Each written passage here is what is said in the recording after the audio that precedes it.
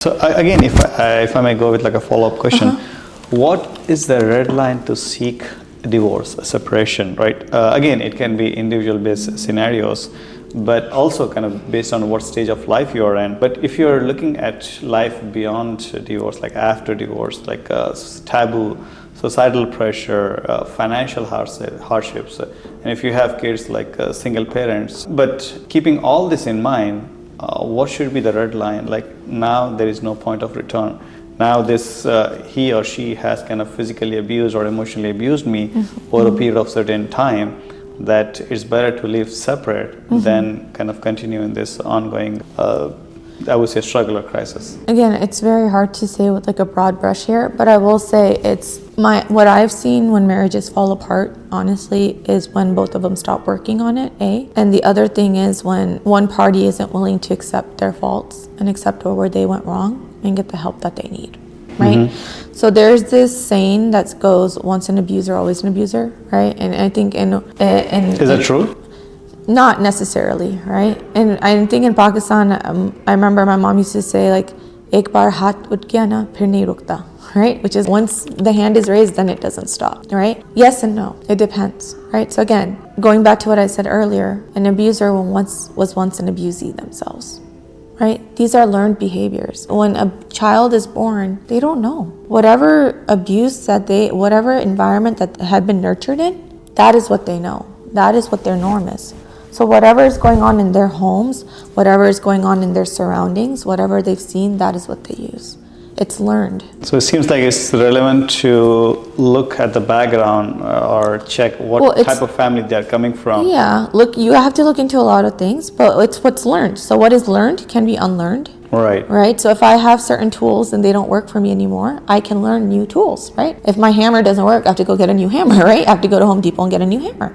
And that's the idea. It's if the person who is doing the abuse, or if the person who is causing a lot of more of the marital strife, right, is willing to acknowledge where their faults are, go and get the therapy that they need, go through marital counseling, learn the tools that they need, work through their own stuff, and then come back into the marriage and accept fault and work towards reunification, it can work.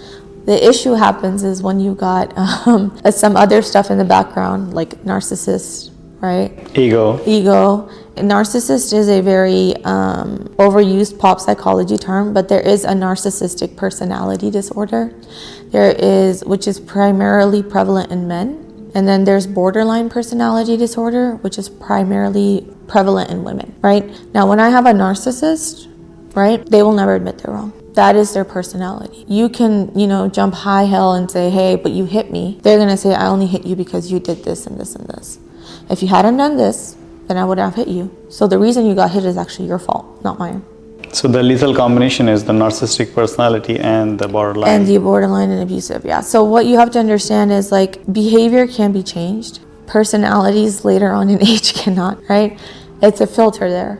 If you have undiagnosed mental health issues, whether it's bipolar or ADHD at times. ADHD, people don't recognize the big component of ADHD is emotional deregulation. What does that mean? That means that sometimes I react to stimuli in a very intense way, right? So if I put food on the table and the food isn't cold enough, so I flip the table, or it's not warm enough and I flip the table. In that moment I was angry because I just wanted hot food, but my reaction to that was not, it was a very extreme and intense way, right? And it might not be that I'm a narcissist, it just means that I might have undiagnosed ADHD and I don't know how to regulate it. Right?